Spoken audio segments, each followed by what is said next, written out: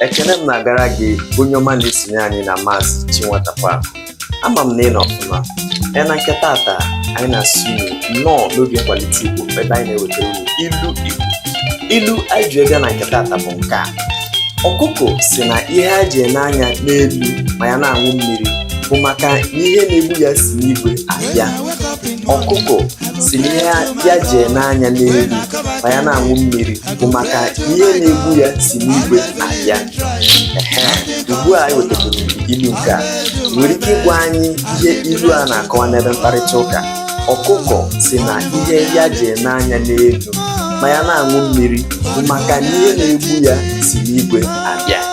Onye ma na-ege anyị daalụ ndị ka ị na-esonye anyị na Maazi Chinwatakweaku ebe anyị na-eweta nkuzi ọdịnala. Cheta na anyị na gị nọ na YouTube na Facebook.